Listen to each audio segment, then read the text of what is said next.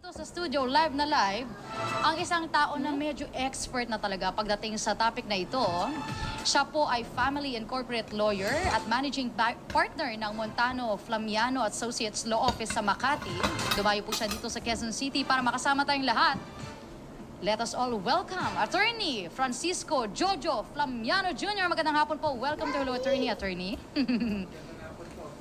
Salamat po. Okay sir, may red button po tayo dyan para marinig pong napakaganda niyong boses. Ayan. There you go. Magandang hapon po. Magandang hapon Hi, po. Daddy. Salamat po sa imbitasyon. Liza Hi, Mena. Daddy. Maraming salamat din po sa oras niyo ngayon, Attorney. So Hi, ayun na po, Daddy. narinig nyo na aking introduction. Para sa programa po natin ngayon, annulment ang mainit na pinag-uusapan. I think hindi mo kailangan mag-holiday season para pag-usapan ng topic na to all year round na talagang in demand ang question na ito sa ating mga kabatas po. So umpisa na natin to, Attorney. Ano nga po ba ang mga batas na magbibigay linaw sa atin pagdating sa proseso ng annulment? Do we have a law that discusses annulment specifically?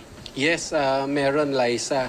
Nakalagay yan sa Family Code. Family Code of the Philippines. Ito yung kalipunan ng batas na isinagawa para tumukoy dun sa mga usaping pangpamilya. At kasama dito, Liza, yung sa issue ng pagpapawalang bisa ng kasal o mas alam natin sa katawagan na annulment.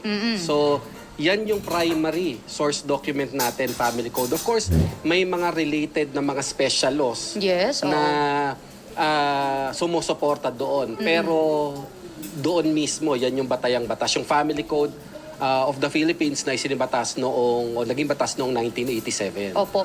So kasi hindi alam ng ilan po sa atin ngayon, walang divorce sa Pilipinas. Kasi nakakatanggap kami ng mga ganitong questions Nag-divorce sila, nasa ibang bansa na itong partner. Apparently, hindi po ino-honor dito sa Pilipinas. Ano po bang sinasabi ng batas hinggil dito? Do we honor divorce processing ng ibang bansa kapag po papadala dito sa Pilipinas o hindi? Base yan, Liza, doon sa kung sino yung magpapadivorce. So ang general rule dyan, o pangkalahatan na sinasabi sa batas dyan, ang parehong Pinoy, kahit ikinasal sa labas ng bansa, hindi pwedeng mag-divorce. Dahil tama yung sabi mo, wala naman talagang divorce sa Pilipinas, annulment lang. So yung paraan ng pagpapawalang bisa ng kasal, kung sa ibang bansa, ang tawag dyan ay diborsyo, sa atin ay annulment. Kaya lang magkaiba ng proseso. So kung parehong Pinoy, kahit saan, pumunta tayo sa Las Vegas, maaaring tanggapin doon yung nag-divorce doon halimbawa, pero pagdating sa Pilipinas, sa mata ng batas ng Pilipinas, mag-asawa pa rin. Pero doon sa mga mixed marriages, ang ibig sabihin noon yung isa ay Pinoy, isa sa kinasal ay Pinoy, at yung kanyang napangasawa, Foreign. spouse ay foreigner. At alam naman natin, sa lahat ng bansa ay may diborsyo na. In fact, trivia ito, no? Ang Pilipinas na lamang at ang Vatican ang walang diborsyo.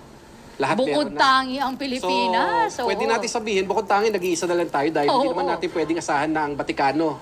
Ang Tama. Vatican ay magkaroon ng diborsyo. So yung mixed marriages na kung tawagin, yan, kung nagpawalang bisa ng kasal, lalo na yung foreign spouse na sigurado merong diborsyo doon, yan, tatanggapin dito yan, kikilalanin dito yan, kailangan lang pumunta o kailangan lang na ang gawin ng Filipino spouse dito ay pumunta sa korte para kilalanin. Ang tawag po dyan ay petition for recognition of foreign judgment or divorce. Ayun, inuna ko yun kasi katanungan sa amin yun last week So baka lang marami sa mga kabatas natin na nakaka-relate doon. Pero syempre, babalikan natin ang annulment. Yun lang pong nag-iisang proseso na meron tayo sa Pilipinas if you wanna be legally separated sa iyong spouse. Attorney, ano-ano po ba ang mga requirement para po ma-proseso ang isang annulment? O yun. Una, linawin lang muna natin, tama yung sabi mo kanina, Liza, no, na yung may iba't ibang paraan. In fact, ang madalas na tawag natin, layman's term natin sa pagpapawalang bisa ng kasal ay annulment. Yes. Pero sa batas po, may technical meaning po ang annulment. Hindi po yan yung pangkalahatan. In other words po, halimbawa, ang ibig sabihin ng annulment sa mata ng batas, sa Family Code, kung nais mong ipawalang bisa ang isang kasal na may bisa nung una. Okay. So, kinasal ang isang tao, ang isang mag-asawa. Nagsimulang may bisa yung kasal nila. Kaya lang, habang tumatakbo yung panahon, o kaya naman ay nagkaroon ng mga grounds. So, ibig sabihin, nung nagkaroon ng mga grounds at ang isa sa kanila ay nagpawalang bisa nun, ang tawag po dyan ay annulment. At yan ay covered po ng Article 45 ng Family Code. So annulment po yan. Okay. Pero ang epekto, papawalang bisa pa rin yung kasal. Ngayon, meron din namang ground. Article 35 naman po ito ng Family Code na sinasabi dyan na maaaring ipawalang bisa yung kasal kapag wala na talagang bisa ito sa umpisa pa man. Okay. Ang tawag po sa mga ganyang klase ng pagpapawalang bisa ng kasal ay nullity of marriage. Ibig sabihin mula sa umpisa ay wala ng bisa. Halimbawa po, kapag ang kinasal, ang isa sa kanila o pareho sa kanila ay minor de edad, ibig sabihin ay below 18 years old. Kahit sila ay pumayag na magpakasal at kahit magsama sila sa loob ng mahabang panahon, Sa mata ng batas. sa mata ng batas, walang bisa yon mula sa umpisa. So it is null and void from the beginning. Bakit? Kasi ang essential requirement, ang pinakamahalaga po, o isa sa pinakamahalagang qualification ng pag-asawa ay dapat ay age of majority, 18 years old and above dapat. Okay. So, yung mga ganun, maaaring sa Article 35, ito yung mga pagkakataon o circumstansya na kahit ikinasal, kahit nagsama sila sa loob ng 10 taon or mas matagal pa, kapag pumasok sa Article 35 yung klase ng kasal nila, sasabihin ng batas, ay sorry, hindi nagkaroon ng bisa yan kahit 10 taon kayo nagsama. Okay. So, ibig sabihin yan, mula sa umpisa, walang bisa yan. Syempre, ang maring tanong ng mga kabatas natin, ano naman, attorney? Ano naman ang kaibahan yan kung nullity o annulment? Oo, tama. May importante kasi yon dahil yung mga ipinanganak doon sa mga sitwasyon na sa umpisa pa lang ay wala ng bisa yung kasal, may epekto sa kanila yon. Kung sinasabi na sa una ay legitimate sila, kapag napatunayan ng husgado na dapat ipawalang bisa yung kasal nila dahil nga halimbawa minor de edad o kaya naman ay hindi peke o yung solemnizing officer o ibig sabihin ay walang bisa yung kanyo, hindi siya rehistrado sa batas, sa civil registry natin, civil registry general natin. Kapag may ganong sitwasyon, yung offspring nila o yung mga anak nila ay magiging illegitimate. Okay. So ang epekto, maaaring nung kinasal sila, legitimate, anak na tunay, pero pag napawalang bisa yan napawalang bisa yung kasal nila sa pamamagitan ng Article 35, sasabihin din ng korte na pasensya na, yung mga anak ninyo na tinuturing ninyong anak na tunay, anak sa labas yan. Okay. Kapag ganon, sinabi niyo po na if umpisa pa lang null na siya, kailangan pa ba iproseso yan, yung nullity of marriage? Bakit? Yun, magandang katanungan. In fact, lagi naming natatanggap na katanungan. Siyempre nga naman, common sense, sinasabi natin. Kung walang bisa yung isang bagay, lalo nito kasal, bakit pupunta ka pa sa korte? Oo. Diba, parang Ang wala hassle, namang bisa, dadaanan pa yung proseso. Oo, kaya lang, Oo. malinaw din sa batas natin, sa Family Code of the Philippines, na sinasabi dyan na kahit alam natin na walang bisa yung kasal natin, kailangan pa rin pumunta. Kasi tanging ang hukuman lamang ang pwedeng magdeklara na ang isang kasal ay pinawawalang bisa. Kaya nga, Liza, bawal din. At to, madalas din ito. Halimbawa, sabihin nila na sila ay naghiwalay na. Oo. Tapos nagsulatan sila, sige, bawian na tayo. Pwede ba yun? Laban-laban, bawi-bawi, attorney? Ang nangyayari, ganyan. Sasabihin, sige, ayaw na natin sa isa't isa. Sige, magbawian na tayo. Okay, binibigyan na kita ng kalayaan mo. Nagawin ng lahat. Mag-boyfriend, mag-girlfriend, etc. Pag may ganong kasulatan, bawal yun. Hindi pa rin ino-honor Yes, yun. so hindi ino. Okay. Kung tutusin sa isang ordinaryong kontrata, di ba, nagkasundo ang dalawang tao, pwede yun dahil ang ibig sabihin naman ng kontrata ay kasunduan. Yes. Pero sa mag-asawa, bawal yun. Dahil ang sinasabi ng batas, hindi ordinaryong kontrata ang pag-aasawa.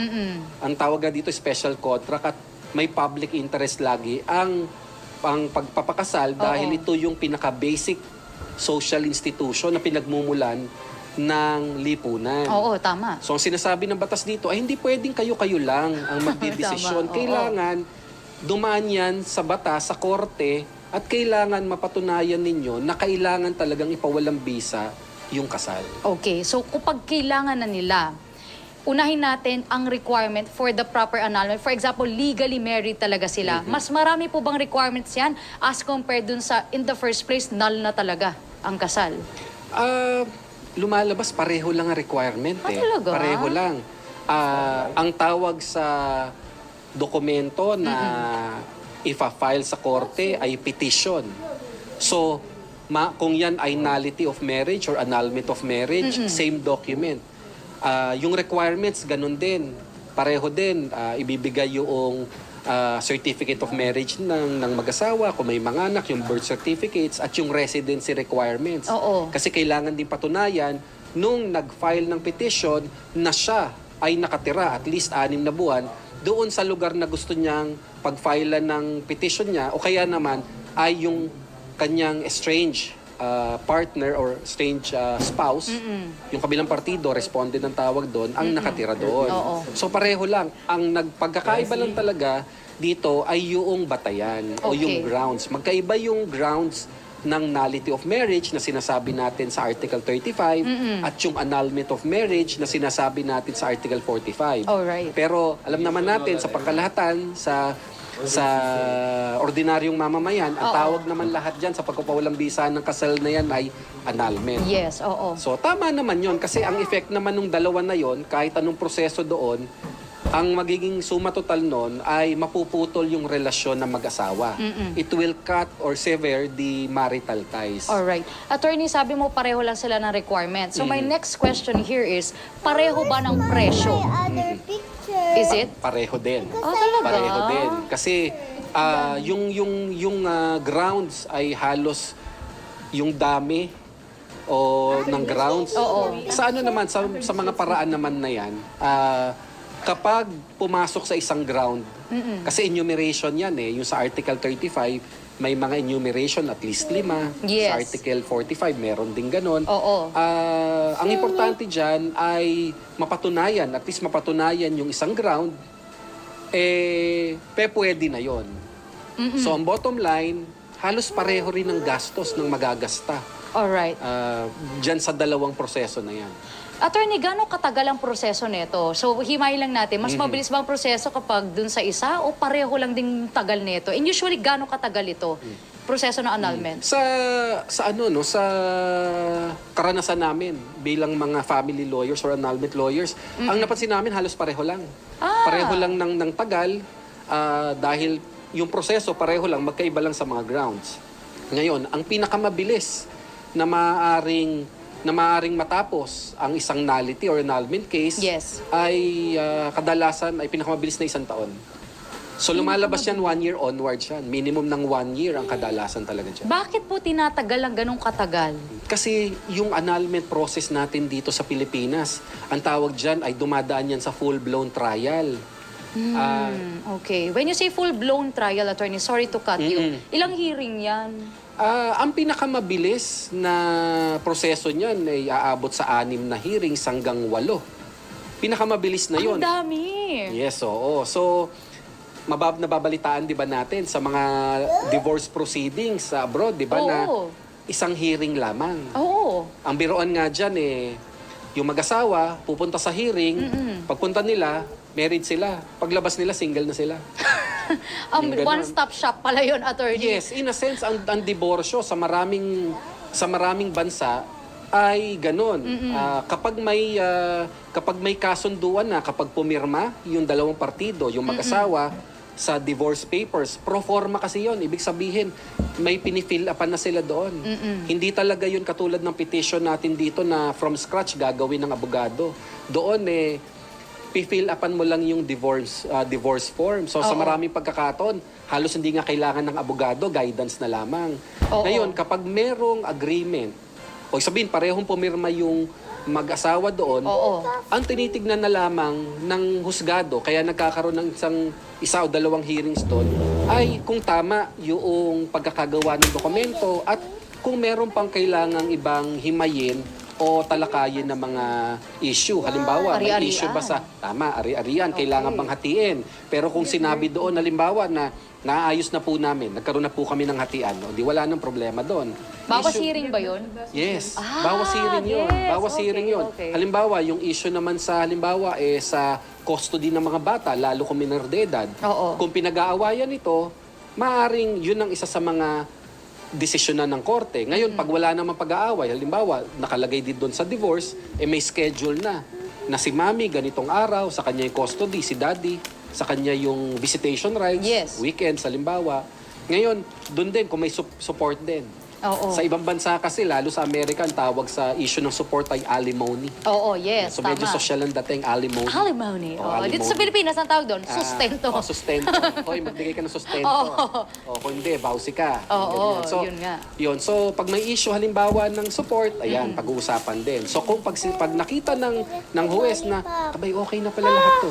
Yun yung sinasabi natin na one-day hearing lang or isang beses na Oo. i-approve na yon ng korte. Sa Pilipinas, walang ganon. Oo nga eh. Walang ang ganon. hirap. Kasi kailangang patunayan ng petitioner. Siya yung nagsampa ng pagpapawalang bisa ng Oo. kaso. Siyempre, sa pamamagitan ng mga abogado, sa pamamagitan ng pagpipresenta ng ebidensya, ito magpipresenta kasi ng mga witnesses eh. Ah, talaga? Kailangan Yes. pa ng witnesses? Bakit, attorney? Kasi kailangang patunayan, unang-una, kasi yung madalas na ebidensya sa annulment, hindi nakukuha sa dokumento. Marami kasing mga kaso, halimbawa, civil case, nagdemandahan dahil sa breach of contract, halimbawa, Yes, oo. breach of contract, ang papakita lang doon, ito yung kontrata, itong isang partido, hindi sinunod ito, violate. Oo. So, ibig sabihin, ang batayan nila, dokumento. Sa pag-aasawa, alam naman natin sa relasyon, wala naman masyadong dokumento yan eh. So, ibig sabihin, ang ebidensya kadalasan sa annulment ay testimonial evidence. Ibig sabihin, halimbawa, si Mrs. halimbawa nag-file ng annulment case, Yes. kailangan ipresenta siya sa korte para patunayan niya kung ano yung mga naging Grounds na grounds, for so it. kung ano yung mga naging problema nila. So, wala namang masyadong dokumento. Ito eh. Halimbawa, Salaysay nila, salaysay. attorney. O karamihan sa mga ebidensya sa pagpapawalang bisa ng kasal ay testimonial in nature. Oo. Although of course, halimbawa, yung pananakit. Yung pananakit, maaaring patunayan yan ng medical legal certificate. Tama, tama. Pero hindi absolute requirement yun. Ibig sabihin, sa isang asawa, let's say sa isang battered wife, Oo. kahit sabihin niya na siya'y battered wife, pero hindi siya nakakuha. Nung siya'y na ospital, hindi siya kumuha ng medical legal o hindi niya pinapulis yung kanyang asawa dahil mahirap namang ipapulis yung tatay ng mga anak. Oo. Diba? Totoo yan. May certain Diba? ano tayo dyan. Oo. So, ibig sabihin, kahit battered wife yan, kahit puro gulpi yan, Oo. hindi requirement na kailangan mag-produce ng medical legal certificate yan para patunayan yung pananakit. Sapat na kung credible o kapanipaniwala yung testimonya nung nanay o nung asawang babae na madalas nagulpihin ng kanyang asawang lalaki. Pero attorney, for example po, kasi kadalasan po, yung nag-abroad ang partner, di ba? Tapos parang, syempre, may na-meet siyang iba doon. Usually happens pag nasa, ibang bansa. Tapos gusto na nila maghiwalay. Paano kung gusto niya mag-no-show na lang? Mas matagal po ba ang proseso nun sa annulment? Yung no-show, nagkakaroon ng pagkakataon noon. Pero kailangan dumaan sa proseso. Ibig sabihin, importante kasi sa proseso ng pagpawalang bisa ng kasalot, yun nga, tawagin nating annulment in general, kailangan kasi dyan mabigyan ng due process o ng panahon yung kabilang partido na makapagpaliwanag siya, na makapagbigay siya ng ebidensya para Yes. sa sarili niya. Sabihin, makasagot para sa sarili niya. So kapag dumaan sa proseso na yan, halimbawa, yun nga, sa mga sitwasyon, halimbawa, nawala sa Pilipinas, pero naparating sa kanya sa pamamagitan ng pagbibigay ng summons o notice sa kanyang mga magulang, o kaya naman sa ibang pagkakataon ay nagkaroon ng pagpapadyaryo, service of summons by publication, kapag natupad sa yung mga paraan na yan, kahit no-show siya, papayagan ng korte dahil dumaan naman sa proseso kung saan siya ay binigyan ng pagkakataon na makasagot. Kaya lang, sa rason na maaaring siya lang ang nakakaalam, hindi niya sinagot yun. O ayaw niya nang makialam. May mga pagkakataon na nangyayari talaga yan. Mas mabilis po bang proseso kapag no-show na lang? Hindi rin. Bumibilis. Bumibilis ang proseso kasi kung dalawang partido Pwede kasing bangayan pa yan kung dalawang partido ang magpipresenta ng ebidensya, halimbawa, at the very least, 4 na hearings para sa petitioner. Kasi at least tatlong witnesses ang pinipresenta eh. Usually, 3 yan, okay, minimum. okay, Tapos, oo. halimbawa, palagay natin, kung 3 hanggang 4 sa kabila, so 6 to 8 hearings na yan. Siyempre, kung hindi na magpa-participate yung respondent, yung kabila, mababawasan yan. Oo. Pero, linawin lang natin, hindi automatic na porkit walang kalaban, mananalo. So may mga instances po ba, attorney, base sa mga karanasan mo na natalo pa ang humarap sa korte? Yes, hindi po ito parang default sa basketball. Na kapag hindi pumunta yung kabila, Winner by default. Oo, bibilangan ng 10 o kaya naman bibigyan ng 15 minutes. O di panalo na by default. 'Di ba? Nung high school ako, nananalo kami madalas by default. Ay, grabe. Oo, yun. So, hindi pwede yung ganun. Kahit nasabihin natin na walang kalaban, unopposed ang tawag namin dyan, Yes. hindi automatic na mapapawalang bisa ang kasal. May mga pagkakataon pa rin talaga na hindi nasasatisfy o sa tingin ng husgado Yes. ay hindi sapat yung batayan o yung ebidensya doon sa batayan na gustong patunayan. So, sa mga pagkakataong ganun, kahit unopposed, may posibilidad pa rin na ma-dismiss o ma-deny yung kaso. Pinapakita dito, attorney, kung gaano dinidiscourage ng ating kultura, relihiyon, ang paghihiwalay ng mga mag-asawa. Yes, oo. Candidly, sa pinakasimpleng sagot, oo. Oo, Kasi alam naman po natin, yung batas kasi, reflection ng kultura natin Yes. yan. Reflection yan ng relihiyon natin o dominant religious belief natin. Yes, oo. Ganon din yan. Ang nangyayari talaga dyan. Sa atin kasi, sa Pilipinas, ang presumption, legal presumption, married o dapat may bisa ang kasal. Kumbaga, yun ang kailangang mapatunayan na may problema. Okay. So, ang presumption ay doon sa legitimacy Oo. ng kasal. So, yun yung kailangan na ay parang tibagin. Na Oo. sabihin sa pamamagitan ng pagpresenta ng ebidensya na wala pong naging maayos na o yung may mga grounds natin ay napatunayan kaya dapat ay ipawalang bisa yung kasal. O kaya Yes. naman may psychological incapacity Yes, yung isa. oo. Kailangan patunayan yun. Kasi pag hindi napatunayan, ang ibig sabihin, the legal presumption of the validity of marriage will remain.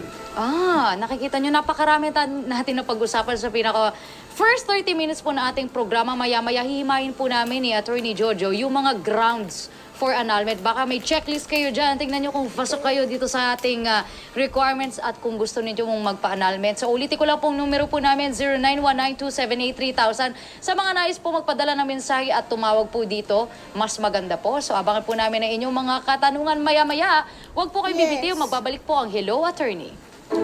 Hello, Attorney! Hello, Attorney! Sa Teleradyo Serbisyo at Radyo sa Istrenta. DWPM Radyo sa Istrenta para sa mamamayan. Ang puntahan ng bayan pagdating sa traffic updates, presyo ng bilihin at lagay ng panahon. Teleradyo Serbisyo na pakikinggan sa radyo sa Istrenta, napapanood sa Sky Cable at mahigit 200 cable operators nationwide. Napapanood din sa TFC at sa I Want TFC. Ang katuwang mo sa bawat hamon. Alamin natin mabuti kung anong paraan na gagawin. Handang magbigay ng lakas Pagpadala ng video o picture ng inyong mga napapansin sa paligid nating bansa. at tulong sa bawat Pilipino. Anytime sana ay matulungan natin. Ang boses na pinagkakatiwalaan ng bayan. Kabayang Noli De Castro. Araw-araw sa Kabayan. Lunes hanggang Biyernes. Alas 8 ng umaga sa Teleradyo Serbisyo at Radyo sa Istrenta. May malalapitan. Masasandalan. Maaasahan at karamay sa oras ng pangangailangan. Andito sina Ate P, Bernadette Sembrano, Kapiling po natin ang ating mga serbisyo squad, tutulong at kakalinga. at Tita Winnie Cordero Balang magbibigay sa inyo ng kwentuhang puno ng inspirasyon. para maghatid ng tulong sa Tatak Serbisyo. Lunes hanggang Biyernes, alas 10:30 ng umaga sa Teleradyo Serbisyo at Radyo sa East 30. Umuulan na naman? Paano na? Ito ang ilang tips para maging ligtas sa panahon ng tag-ulan. Gumamit ng payo, kapote, bota at sombrero bilang panlaban sa ulan. Iwasan na ring lumusong sa baha dahil maaaring magkasakit dahil sa dumi ng tubig. Kung posible, ipagpaliban muna ang paglabas. Mas mabuting manatili sa bahay. Samahan ang Teleradyo Serbisyo at Radyo sa East 30 at tutukan ng updates tungkol sa panahon. Teleradyo Serbisyo, ang puntahan ng bayan. Diyos sa East 30, ang himpilan para sa mamamayan. DWPM Radyo sa Istrenta para sa mamamayan. Hello, Attorney! Hello, Attorney! Sa Teleradyo Serbisyo at Radyo sa East 30. Nagbabalik po ang Hello Attorney. Mabilis lang po again ang aming numero 0919-278-3000. Padala nyo na po ang ilan sa inyong mga katanungan. Now na!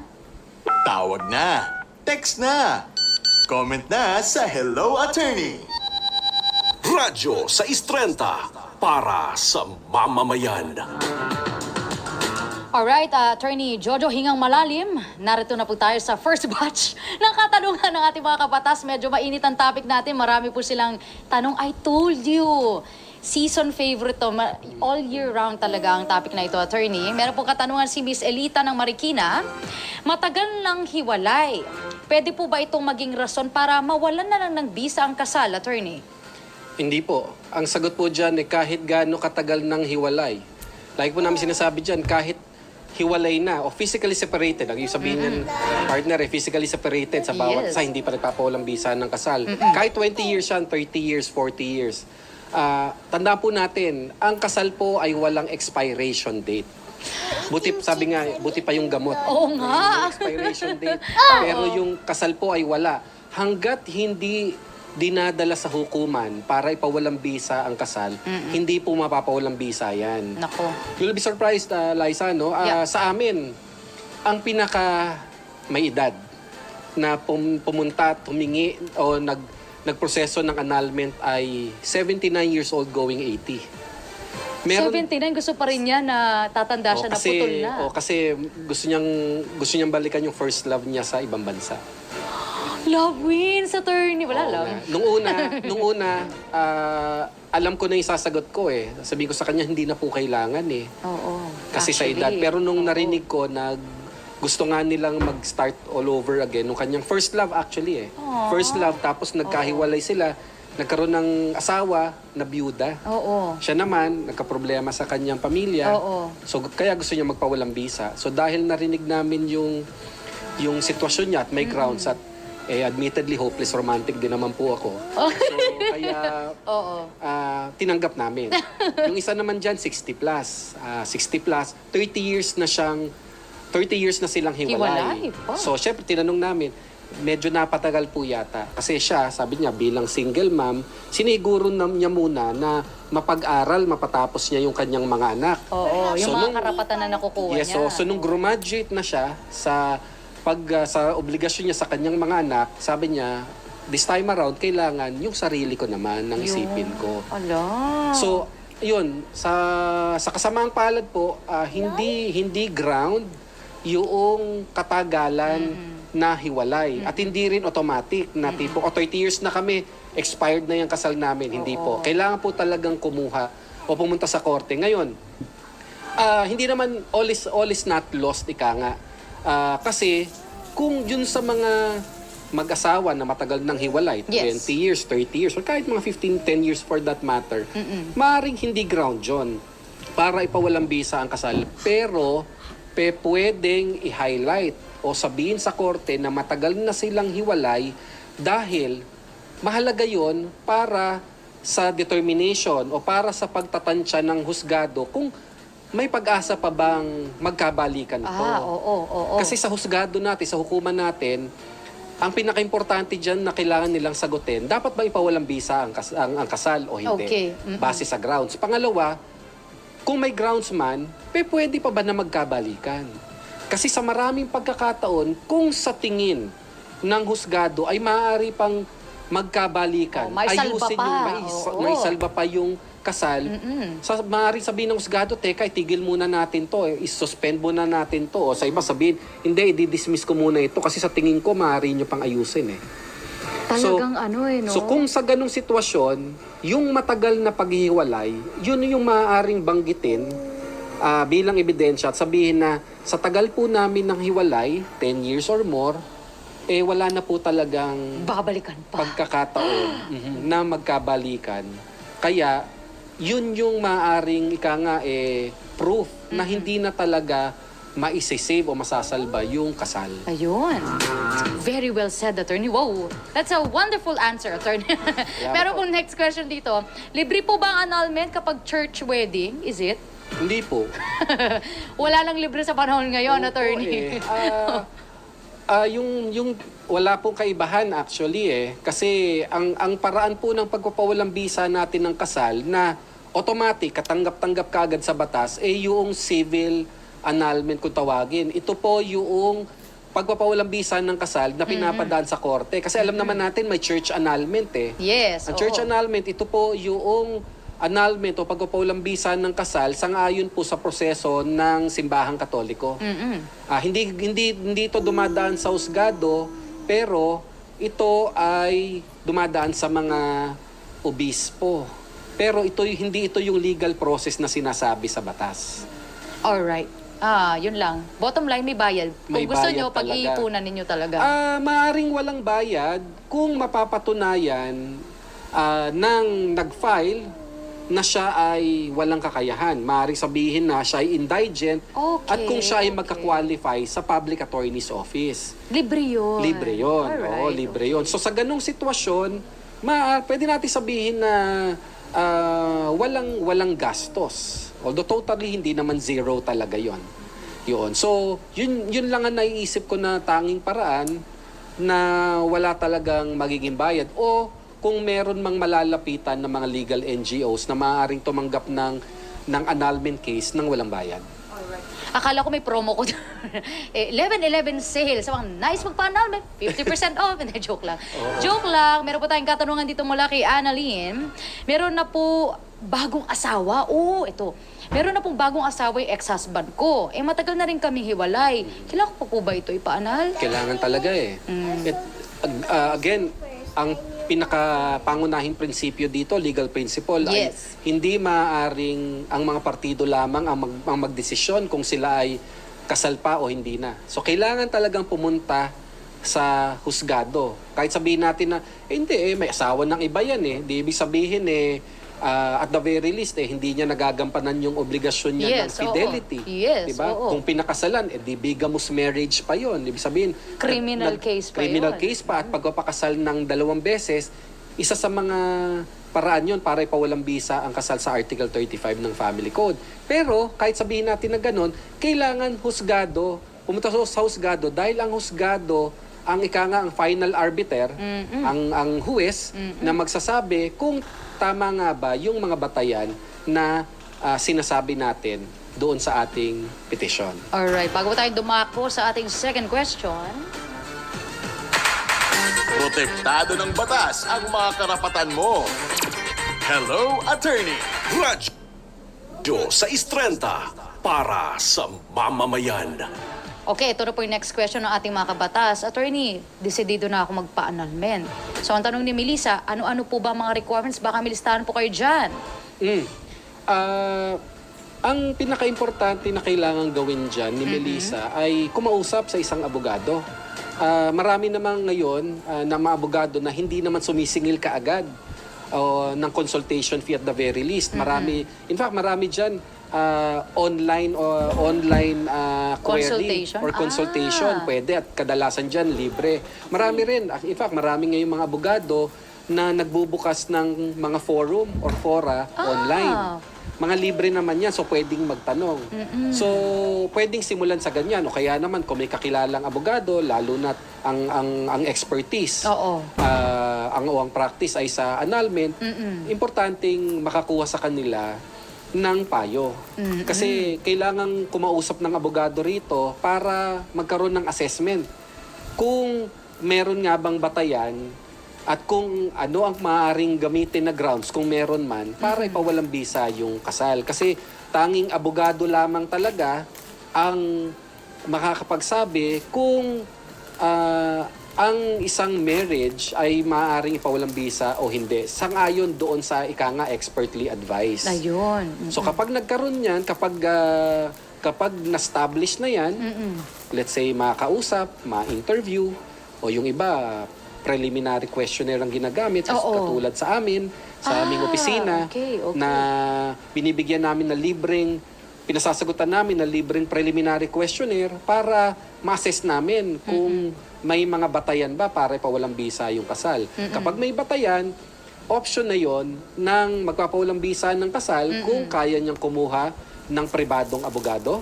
O kaya naman, kung sa tingin niya ay makakapasok siya dun sa kwalifikasyon para matulungan siya ng PAW o ng ibang mga legal NGOs na matulungan na libre, yun ang maaaring tahakin nila doon. Ayun. Well, una, magpapasalamat po ako sa mga katulad yung mga abogado kasi po, hindi po, malaking tulong po, no? Yung libre yung first consultation kasi maliliwanagan sila agad.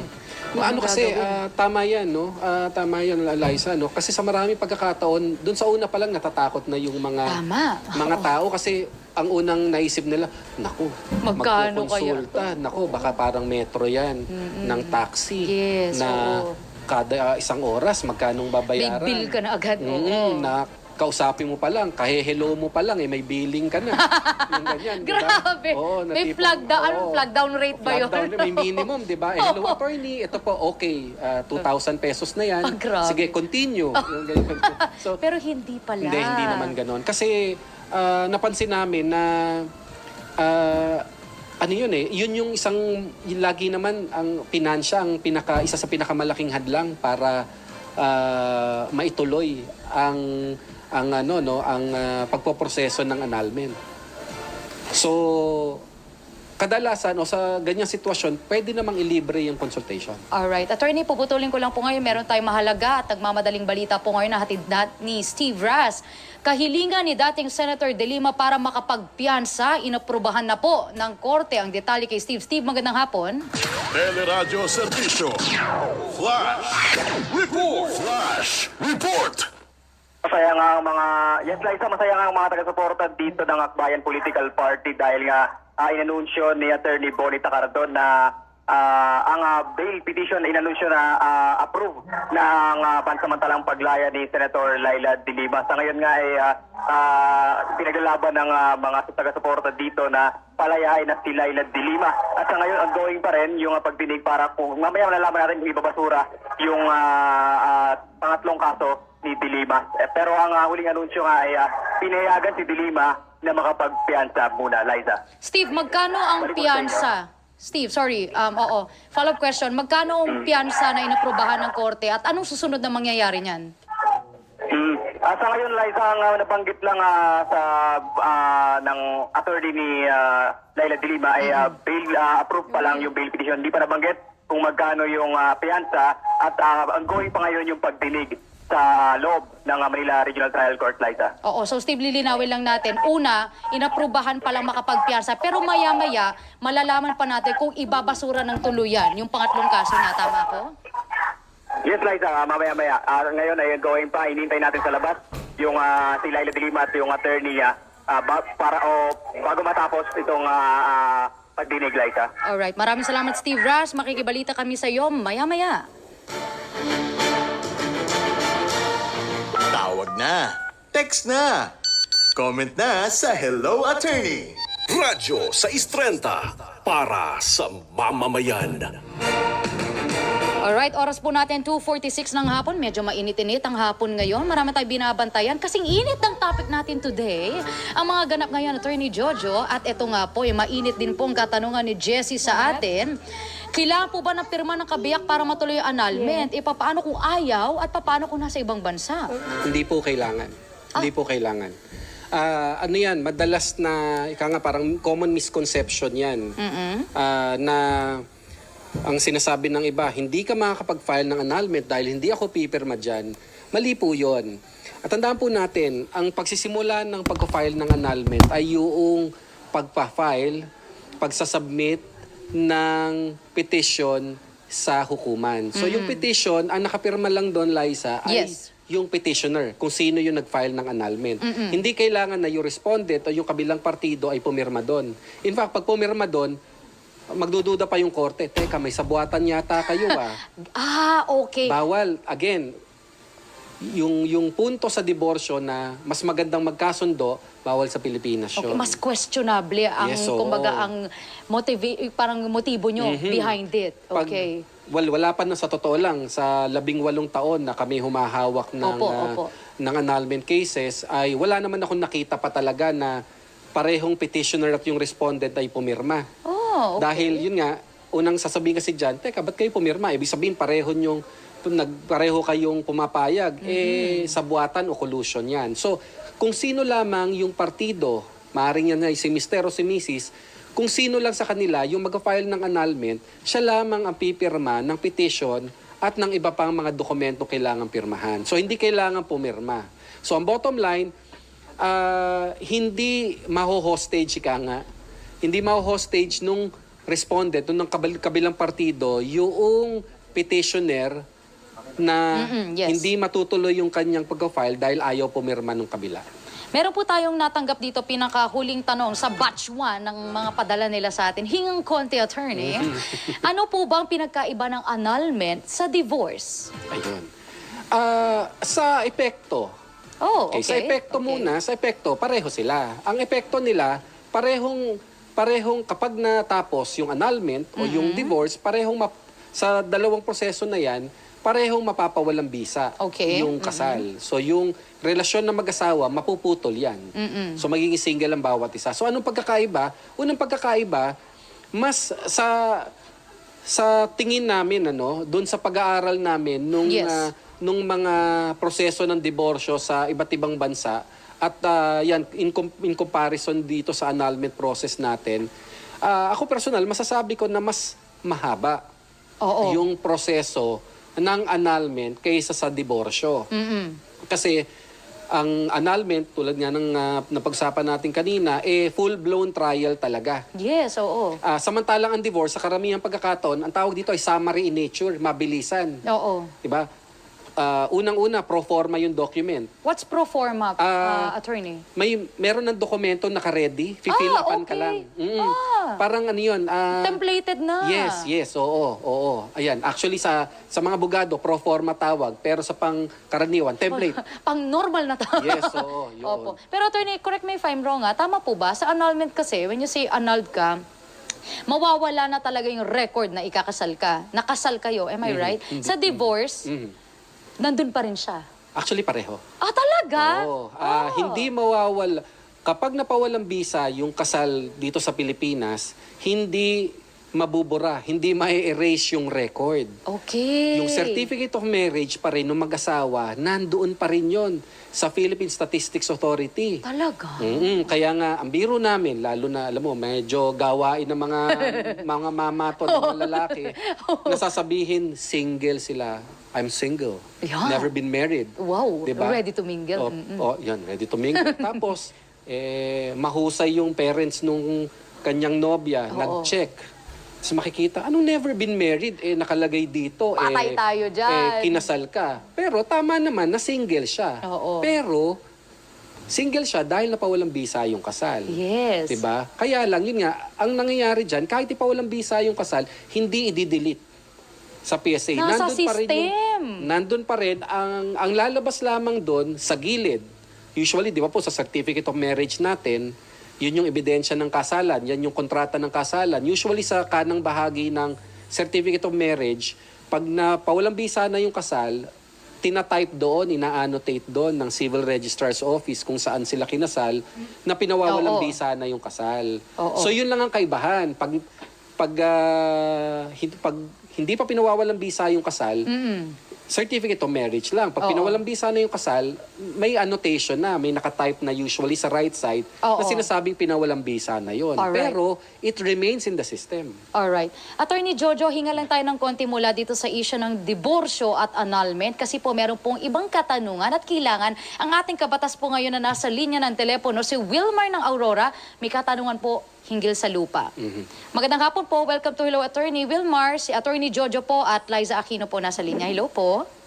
Hello po, magandang hapon po, ma'am. Go ahead po, sir. Pagtatanong lang po sana ko kay attorney. Yes, Attorney Jojo, may katanungan po sa inyo. Go ahead po. Attorney, gandang hapon po. Gandang hapon po, Wilmar. Tanong ko lang po, sir, dahil kasi matagal na po kami rito sa lupa namin na inaako pa.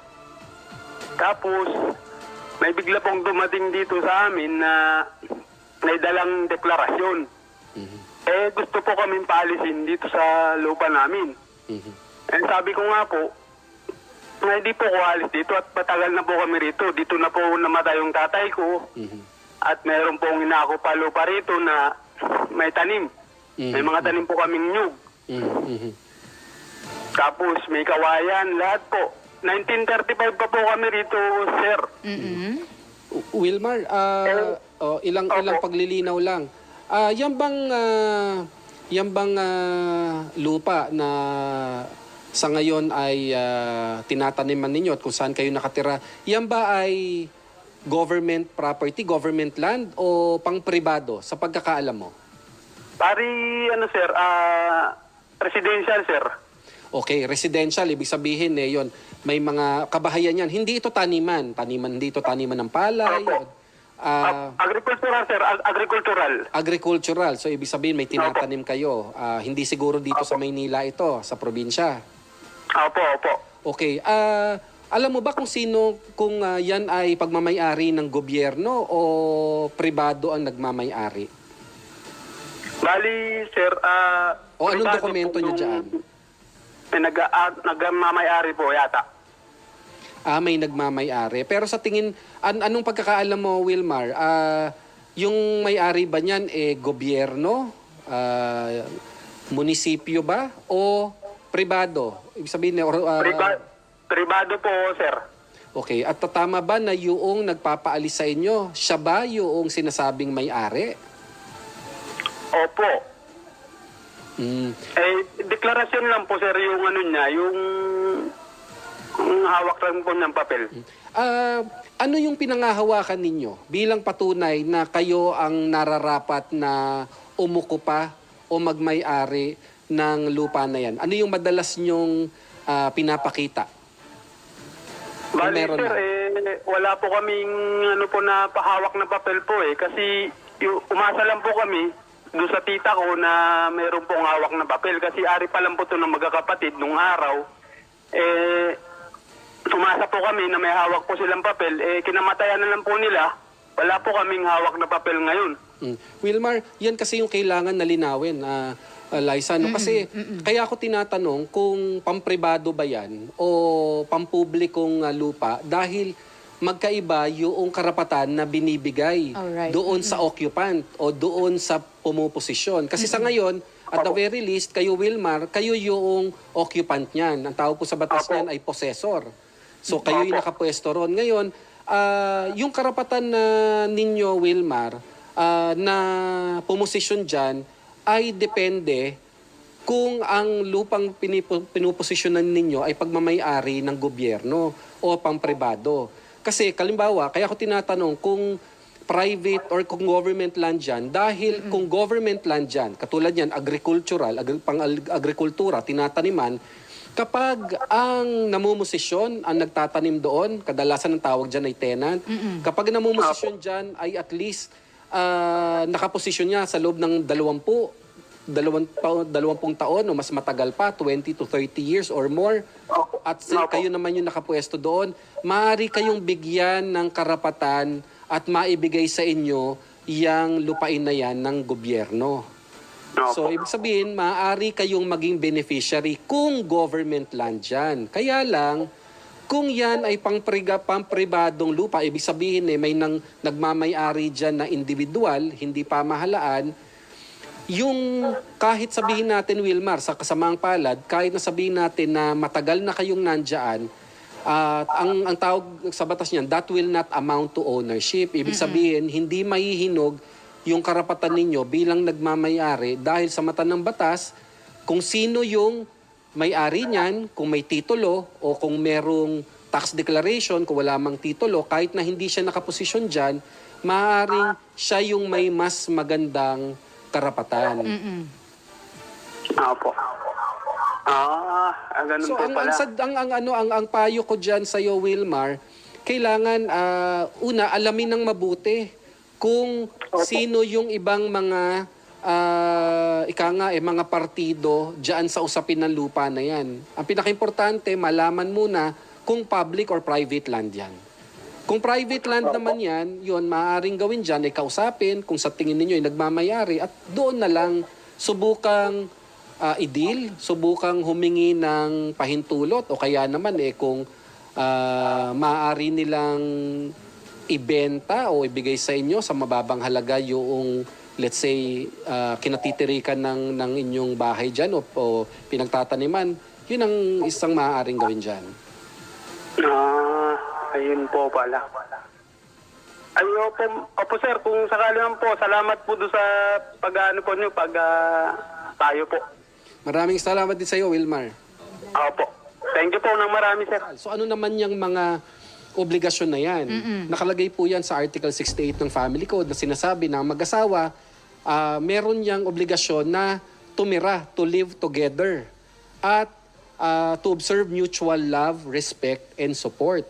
So, yan yung pinaka-framework, Liza, ng mga Yes, obligasyon. So, halimbawa, kung si Mister ay hindi niya nagagawa yung kanyang obligasyon na magbigay ng financial support kahit na may kakayahan siya, o lalo na hindi niya nagagalang si Mrs., sinasaktan pa niya, pinagsasalita ng masama, o masama, gusto niyang magmahal ng mas marami sa isa bukod sa Mrs. niya, so infidelity issue.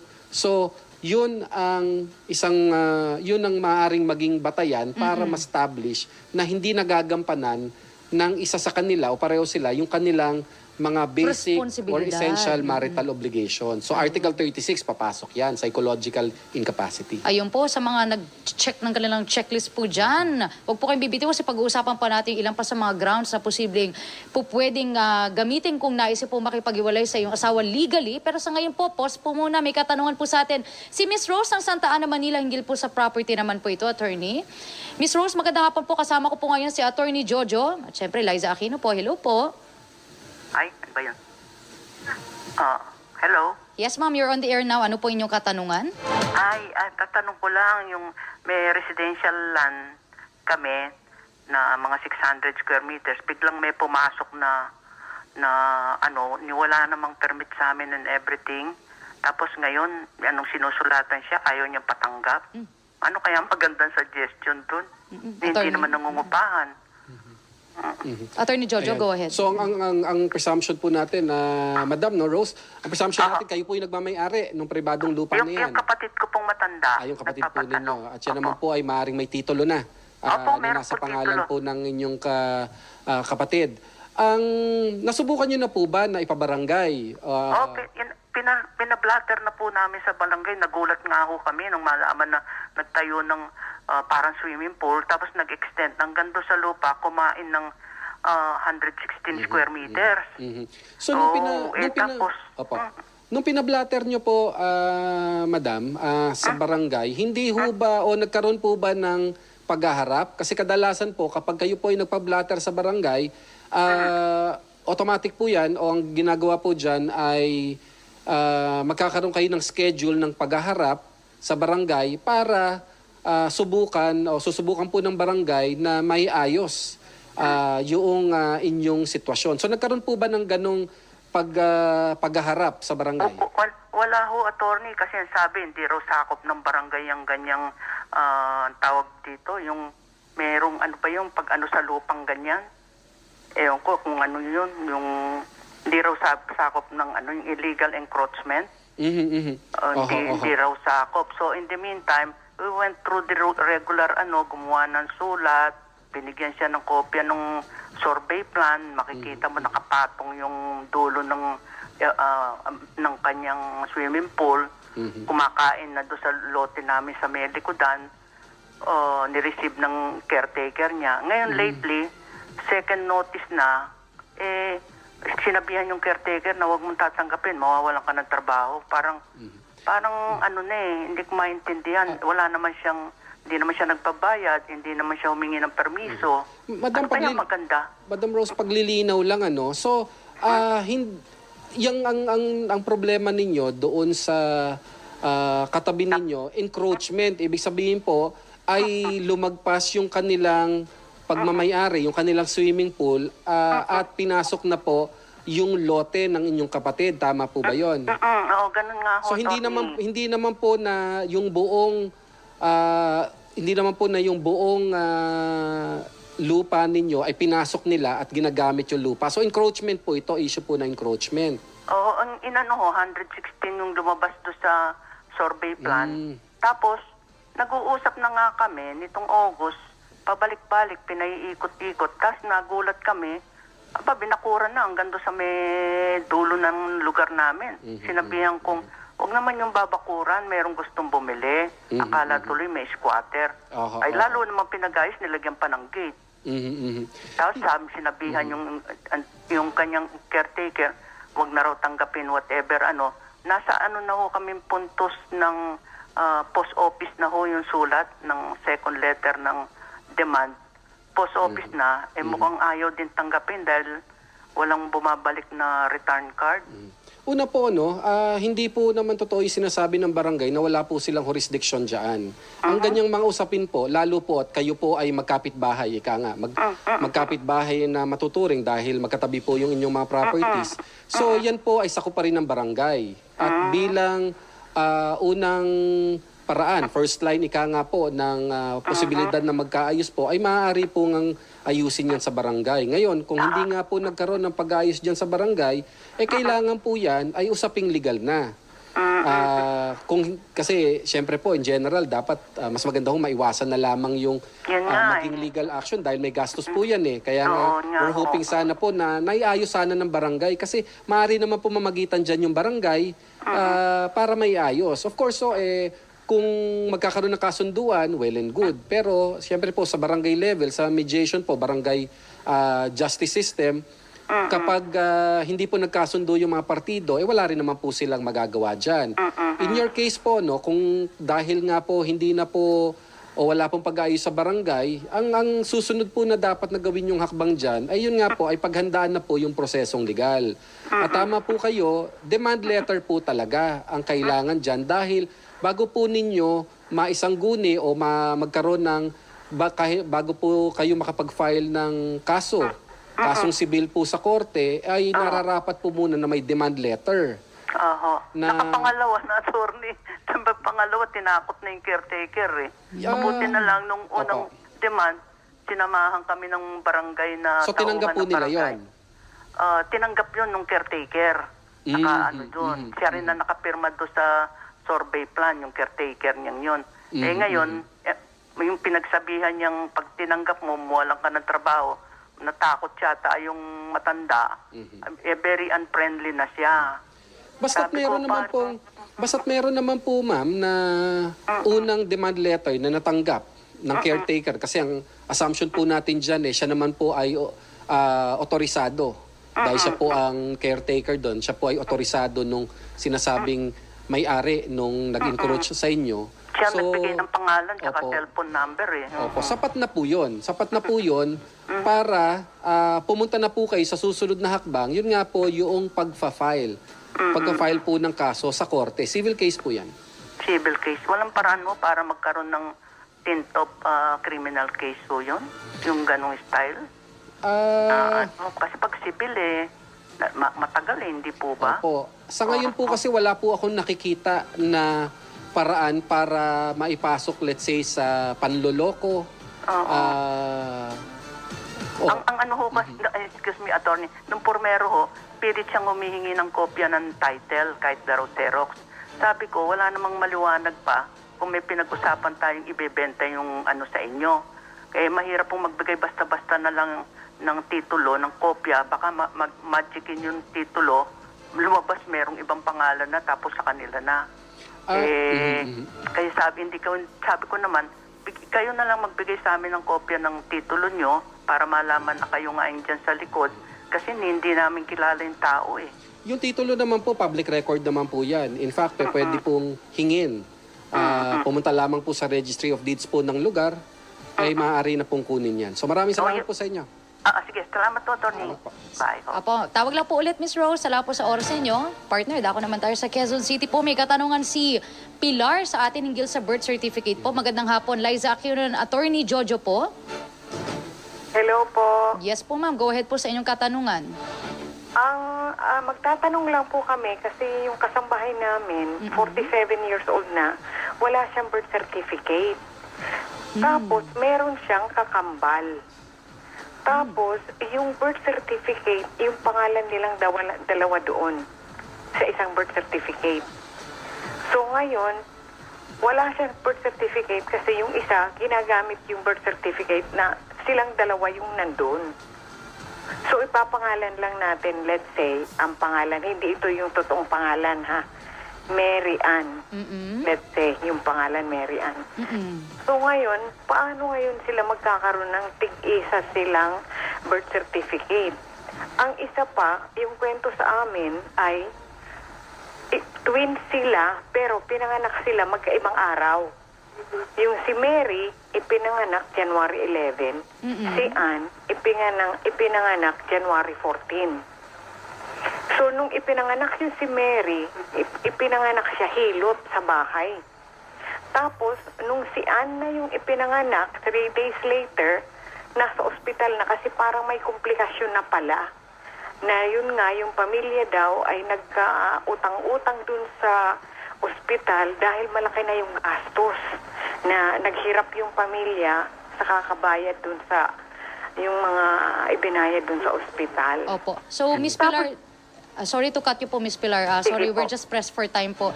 Ang question niyo po would be, kaya po ba iproseso na magka-separate sila ng birth certificate? Tama po ba ako, ma'am? Tama, Alright. tama. Paano Attorney sila Jojo? magkaroon ng sarili nilang birth certificate na tama yung mga dates doon? Ang sagot po dyan, Ma'am Pilar, una, hindi po pwede na magkaroon po ng isang birth certificate lamang sa dalawang tao. Ang birth certificate po ay dapat ay one-on-one po yan. Ibig sabihin po niyan ay ang bawat isang pinanganak, dapat po ay may birth certificate po yan, kahit po twins. Kasi alam naman po natin na hindi naman po talaga sabay, one after the other naman po yung pinapanak. So, kailangan lang pong ma-check kung maaari pang gawin ay kanino ba dapat yung sinasabing birth certificate na nagawa. Maaari nga po siguro kasi dito na sa base po dun sa kwento ninyo, malamang po nang nabigyan o nagawa ng birth certificate ay yung pong dinala sa Yung ipinanganak sa ospital. At automatic Doon po lang kasi nagawa yan. ng birth Opo. certificate. So ibig sabihin po yung pinanganak po sa Comadrona, siya po yung walang birth certificate. So Tama. ang kailangan pong gawin doon po sa tao na ipinanganak na walang birth certificate, yan po ay pwede siya mag-apply for late registration. For Doon- yung walang birth certificate? Opo, late mag-apply. registration po yan. Mag-apply po siya doon po sa lugar sa bayan kung saan siya ipinanganak. Ayun. Yung ipinanganak ng kumatrot. Opo. Yun ang mag-apply Kasi malamang dun po sa- talaga yan. okay. Kasi kapag ang isang bata po, sanggol ay pinanganak sa ospital, automatic po yan. Kailangan pong pagawan o iproseso ng ospital yung pagpapagawa ng birth certificate dahil makakasuhan po administratibo yung hindi gagawa niyan. So, doon po sa may Comadrona, late registration lang po yan. Pumunta lang po siya doon sa bayan o sa lugar kung saan siya pinanganak at doon niya iproseso, late registration. Ayun po, Pero Miss yung Pilar. pong si Ann, hello?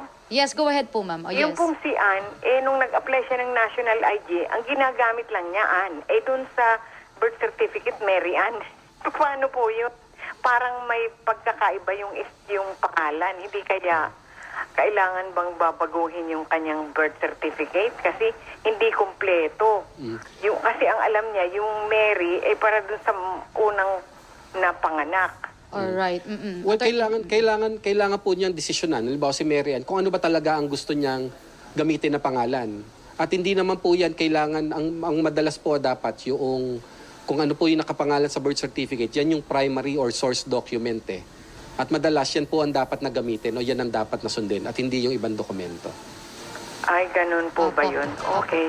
Ang nakakapag-ano po dyan, kasi ni-research ko nga yung narinig ko na magkaibang araw, ay yung pala, ay very rare occurrence yung pinapanganak na magkaibang araw.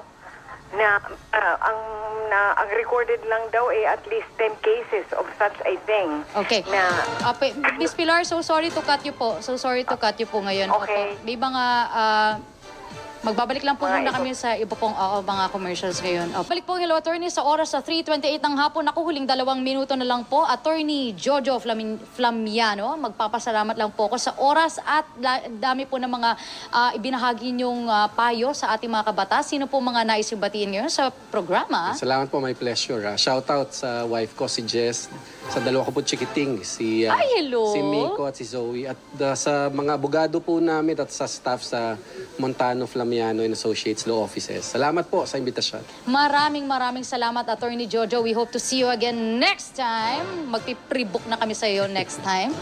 Mga kabatas, lumipas na naman po isa't kalating oras dito sa Hello Attorney. Ako po si Liza Aquino. Hatid po namin sa programang ito, of course, sa mga batas na madaling maintindihan. Hanggang bukas po muli, susunod na Headline Ngayon Express. Kasama si Jonathan Maestrado at si Rica Lazo. See you tomorrow. Malinaw